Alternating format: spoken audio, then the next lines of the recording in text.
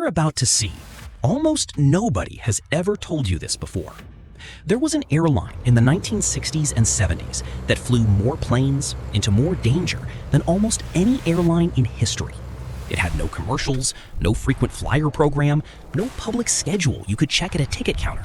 And yet, at its peak, it operated a fleet larger than most national carriers on Earth, bigger by some estimates than the airlines of entire countries.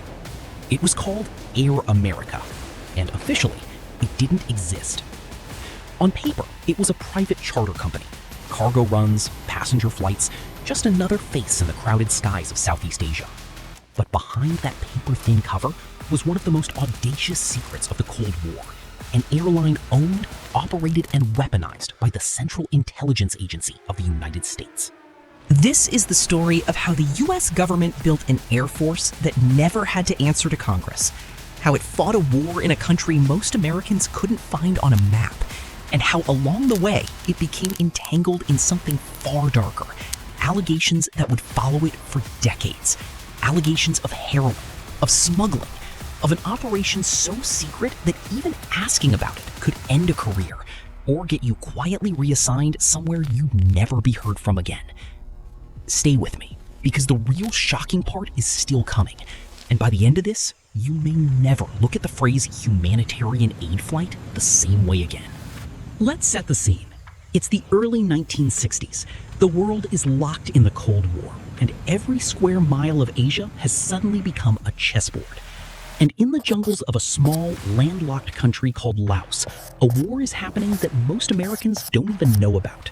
Not then, not now, really. Under international agreements signed in Geneva in 1962, the United States was not supposed to have any military presence in Laos. No troops, no bases, no combat operations.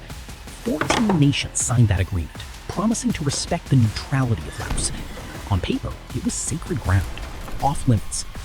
But behind closed doors, in rooms with no windows, Washington saw Laos very differently. It sat right next to Vietnam.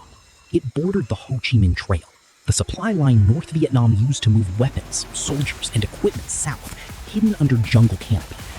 If the US couldn't fight there openly without violating an international treaty, tearing up its own credibility, and possibly triggering a wider war, it needed another way in. So the CIA built one, from scratch. They needed pilots who could land on dirt airstrips carved into mountainsides, some barely wider than a driveway.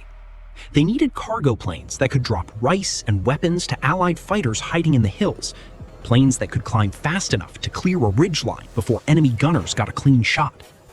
They needed a way to move people, weapons, and supplies through an active war zone, without a single US soldier ever officially setting foot there, without a single flag, without a single official casualty report reaching the nightly news back home.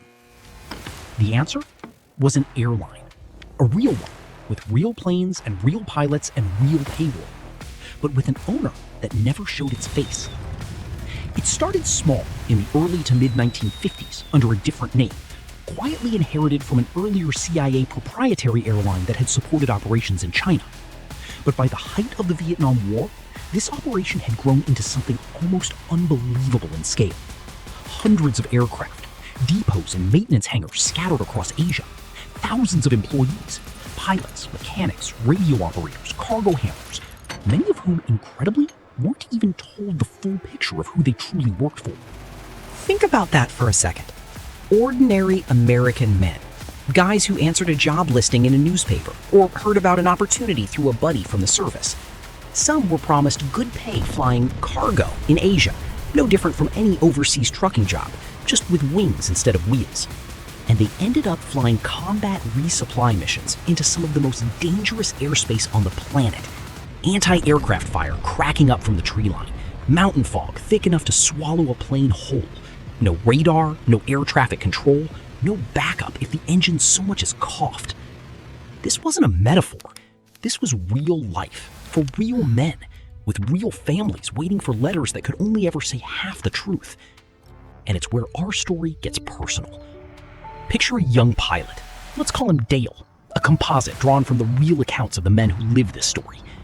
Dale grew up in the Midwest, the kind of small town where everyone knew your name, And your father's name, too.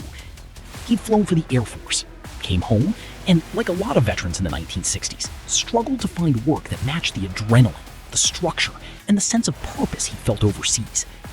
Civilian life felt slow, flat, like the volume had been turned down on everything.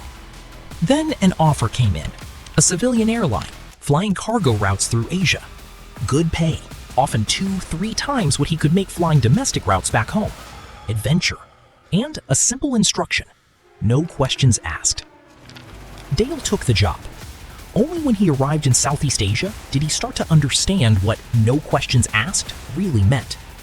He was landing on strips barely longer than a football field, cut into the side of a mountain, with a sheer drop-off on one end and a wall of rock on the other. There was no room for error, no second approach. You either nailed the landing or you didn't come home. He was flying without reliable instruments half the time, because the weather over Laos could shift from clear sky to zero visibility in minutes, swallowing a plane whole in cloud and mist. And more than once, he was flying into landing zones while ground fire cracked up through the fuselage, punching holes in aluminum a few feet from where his legs were sitting. He wasn't just delivering rice and medicine, though he did plenty of that, and by every account, it saved lives, feeding villages and refugee camps that had nowhere else to turn. He was also, knowingly or not, part of a much larger and murkier machine. A machine that armed a secret army of Hmong fighters led by a general named Vang Pao, who Air America pilots supported for years in the remote mountains of Laos, flying in weapons, ammunition, and reinforcements to keep that resistance alive against communist forces. A machine that moved people the US government didn't want tracked. Refugees, informants, defectors, sometimes people whose names never appeared on any manifest at all. And, according to later government hearings and investigative reporting, a machine that, at least in parts, became entangled in the opium trade flowing through the region like a second unofficial currency. Now, here's where I need you to lean in, because this is the part of the story that split into two different Americas. One America that saw Air America as heroes, men who risked everything flying humanitarian missions into a war zone Congress refused to even acknowledge existed. Men who pulled downed American pilots out of the jungle, who flew into monsoons to get medicine to dying children, who buried friends in unmarked graves because there was no other way to bring them home. And another America, journalists, whistleblowers, even members of Congress, who came to believe the airline had a much darker side, one that profited off the very poison it claimed to be fighting against in Vietnam and back home on American streets. Which one was true? The answer, as you're about to see, is both. And that's what makes this story so unsettling, because it refuses to give you a clean villain or a clean hero. It gives you something much closer to how power actually works.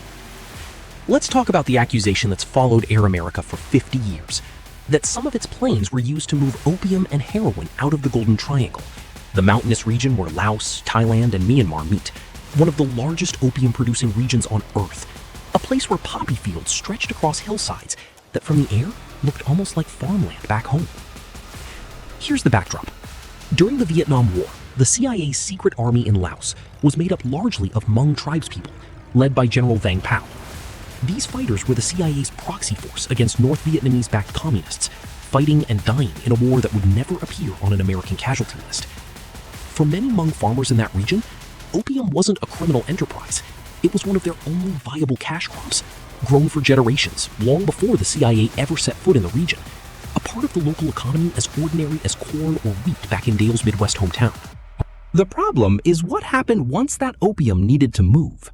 Investigative journalist Alfred McCoy, in his landmark book The Politics of Heroin in Southeast Asia, laid out detailed allegations that Air America aircraft were used, at various points, to transport opium, sometimes for allied warlords and generals whose cooperation the CIA depended on to keep the secret war running smoothly. The claim wasn't that Air America was running a drug cartel out of Langley, with agency officials personally counting stacks of cash.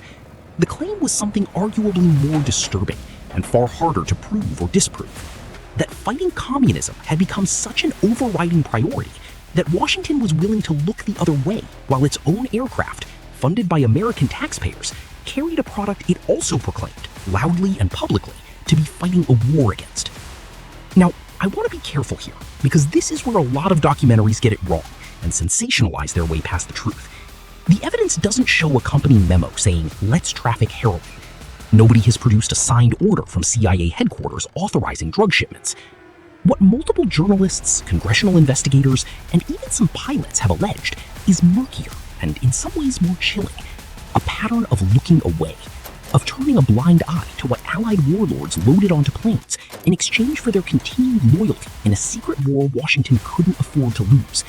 Not when losing meant admitting publicly that the war existed at all.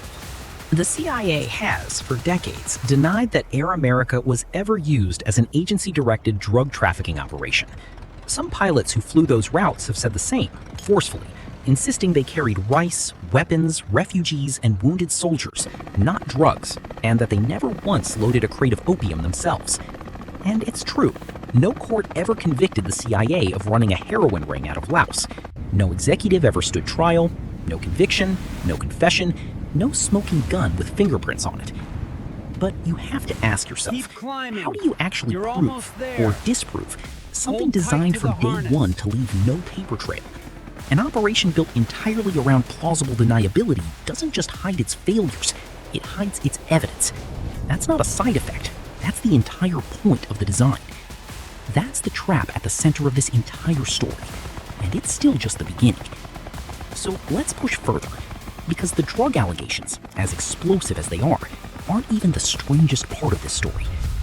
Air America, at its peak in the late 1960s, was flying what has been described as one of the largest fleets in the world for a single operation, supporting missions not just in Laos, but across Vietnam, Cambodia, and beyond. It had helicopters for short, dangerous hops into jungle clearings, fixed-wing cargo planes for longer supply runs, short takeoff aircraft that could land on strips other pilots wouldn't dare attempt, dropping down onto ridgelines like they were parking a car in a driveway. It moved refugees fleeing villages destroyed by war, families with nothing but what they could carry, crammed into cargo holds meant for rice sacks. It dropped supplies to remote outposts that had no other lifeline, sometimes flying in weather that grounded every other aircraft in the region. Pilots flew search and rescue missions to pull downed American airmen out of hostile territory. Missions so dangerous that Air America crews are credited with saving the lives of hundreds of U.S. servicemen shot down over Laos and Vietnam. Men the U.S. military itself couldn't officially go in and retrieve, because officially, America wasn't there. So it fell to a private airline to do what the military couldn't admit to do. Here's the irony that should stop you in your tracks. Some of the bravest rescue missions of the entire Vietnam War were flown by pilots working for an airline the US government claimed didn't belong to it. Men who risked their lives, who sometimes lost their lives, doing work that would never appear in a military honor roll, never get a medal ceremony, never get so much as an official acknowledgement, because acknowledging it meant admitting the war in Laos existed. And when the larger war started to collapse, when Saigon fell in April 1975, it was Air America helicopters, not US military ones, that carried out one of the most iconic and desperate evacuations in American history. Pilots ferried terrified evacuees off rooftops in the capital, flying overloaded helicopters back and forth to ships waiting offshore, under pressure, under fire, with no guarantee of fuel or backup, making decisions in seconds about who could fit on the next flight and who would have to wait, and hoping there would be a next flight at all. If you've ever seen that famous photograph, the helicopter perched on a rooftop, a line of people climbing a ladder toward it, desperation written on every face, that wasn't a US military evacuation. That was Air America, a company that officially was just moving cargo. Heroes to some, ghosts of a covert war to others. Both stories are true. And that's what makes this one of the strangest, most morally tangled chapters in American history. Now let's talk about the cover-up, because this operation didn't just vanish quietly into the history books. It had to be actively hidden for years from the people paying for it, the American taxpayers who never voted for a war in Laos and never got the chance to. Air America was structured through holding companies that obscured CIA ownership, layers of paperwork designed so that, on the surface, it looked like any other private charter airline bidding for US government contracts. contracts were written to keep the money trail from ever pointing directly back to Langley. Employees signed agreements that kept them from discussing operations, not just with journalists, but often with their own families. Many pilots have said in later interviews that they didn't fully grasp the extent of CIA involvement until years into their service, if ever. Some only pieced the full truth together decades later, reading declassified documents about a war they themselves had flown missions in. When journalists started asking questions in the late 1960s and early 1970s, they were largely stonewalled. Requests for information hit dead ends. Sources went quiet. Then came the Pentagon Papers leak in 1971, which cracked open just how much the US government had misled Congress and the public about the scale of the war in Southeast Asia. And Air America's operations in Laos were part of that same pattern of concealment, a thread in a much larger tapestry of secrecy that stretched all the way to the Oval Office. Then came the mid-1970s, and something happened that changed everything: the Church Committee. In 1975, following the Watergate scandal and a wave of public distrust in government institutions that had been building for years, a U.S. Senate committee led by Senator Frank Church launched one of the most explosive investigations in American history, digging into CIA abuses, assassination plots, illegal surveillance of American citizens, and covert operations that had been hidden from the public for decades. Air America's activities in Laos came under scrutiny as part of that broader reckoning. For the first time, the American public got a real look, however incomplete, at just how deep the covert war in Laos had gone, how much money had been funneled through classified budgets, how many lives had been risked in a war nobody had voted for, and how a secret air force had operated for over a decade with almost no accountability to the elected officials who were supposed to oversee it, and by extension, almost no accountability to the American people themselves. If you were in Congress at that time, a lawmaker discovering your own government had run a hidden air war you were never told about, funded with money you yourself may have unknowingly approved in some other budget line, what would you have done? Some pushed for full transparency, demanding every document, every name, every dollar be accounted for. Others worried that exposing too much would tip off enemies, endanger operatives still in the field, or embarrass allies the US still needed. Sound familiar? That same tension, secrecy versus accountability, still defines debates about intelligence oversight in America today, from drone strikes to surveillance programs to operations we may not learn about for another 50 years. By 1974, Air America's mission was winding down. As US involvement in Southeast Asia collapsed, so did the need for a shadow airline built specifically for that secret war. The CIA formally dissolved the company in 1976, selling off assets, closing files, quietly reassigning personnel, and letting the operation fade from public memory almost as quietly as it had once operated in the skies. No press conference, no final flight ceremony. It simply stopped existing, the way it had always half existed to begin with. For years, it stayed a footnote in Cold War history, until Hollywood, in 1990, made a movie called Air America, starring Mel Gibson and Robert Downey Jr. The film leaned hard into the drug smuggling angle, turning a complicated, classified, morally gray history into an action comedy with jokes and explosions. Former pilots were furious. Many felt the film erased the real story: the rescue missions, the humanitarian flights, the men who died flying supply runs into mountains most Americans will never see, never even hear pronounced correctly, and replaced it with a caricature that made for a fun Friday night at the box office, but did nothing to honor what had actually happened. That anger tells you something important. Even the people who lived it disagree about what Air America truly was. Ask a former pilot who spent years flying rescue missions, and he'll tell you about lives saved, about villages fed, about friends who never made it home. Ask an investigative journalist who spent a decade chasing the drug trail through the Golden Triangle, and he'll tell you a very different story, one about looking the other way in the name of a greater cause. Was it a lifeline for refugees and downed airmen? Was it a tool of a secret war Congress never approved and the public never sanctioned? Was it, at least in part, complicit in a drug trade it swore up and down it had nothing to do with? The documents that have been declassified give us pieces. Congressional testimony gives us more pieces. First-hand pilot memoirs, published decades later, give us still more.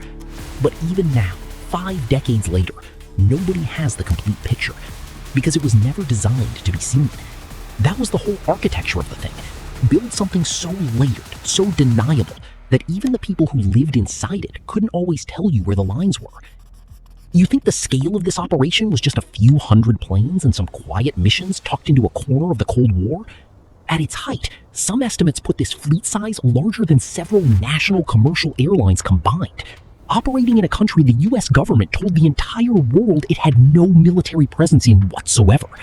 Larger than the airlines of some actual sovereign nations, flying combat support missions in a war that, according to official US government statements at the time, was simply not happening. That's the twist. This wasn't a rogue operation run by a handful of agents freelancing in the jungle. This was an entire shadow infrastructure, hiding in plain sight, funded by American tax dollars, flying under an American corporate name for over a decade. And most Americans alive during that war never knew it existed. Their sons, brothers, and neighbors flew those missions and came home unable to fully explain where they'd been or what they'd done. So what do we actually know, and what remains buried? We know Air America was a CIA-owned and operated airline. That's not conspiracy. That's been confirmed through declassified CIA histories, congressional investigation records, and the agency's own eventual quiet acknowledgments.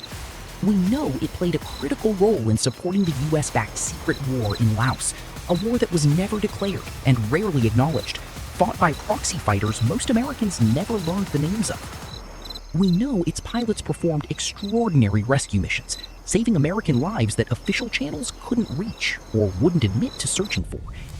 And we know serious, well-documented allegations exist, from journalists, from congressional testimony, from first-hand pilot accounts, that at least some elements connected to this airline's operations were tied directly or indirectly to the movement of opium through the Golden Triangle, a substance that would go on to fuel addiction crises, reaching all the way back to American cities. What we don't know, and may never know for certain, is exactly how far up that knowledge went. Whether it was isolated incidents involving Allied warlords using CIA aircraft for their own purposes, tolerated as the cost of keeping alliances intact, or something more systemic, something closer to policy than accident. The paper trail, by design, was built to protect deniability.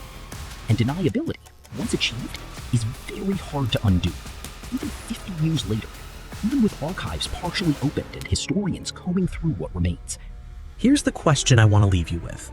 If your own government built an invisible airline, hid it from Congress, hid it from the public, staffed it with people who didn't always know who they truly worked for, and ran it for over a decade without a single public vote or open debate, what else might still be flying under a name you've never heard of, right now, today? Because Air America wasn't an isolated case. It was a blueprint, a demonstration that when a government decides secrecy matters more than transparency, it doesn't need tanks or soldiers marching down a boulevard to fight a war. Sometimes all it needs is a logo, a fleet of planes, a payroll department, and a story good enough that nobody asks questions until the war is already over and the paperwork has already been shredded. That's the real legacy of Air America. Not just what it did in the skies over Laos, the rice drops, the rescues, the refugee flights, the allegations that still can't be fully proven or fully denied, but what it proved was possible. It proved that a democracy can fight an entire war in complete secrecy, funded by its own citizens, using its own citizens as pilots, without those same citizens ever getting a say. And once a government proves something like that is possible, the only real question left is this: has it ever really stopped?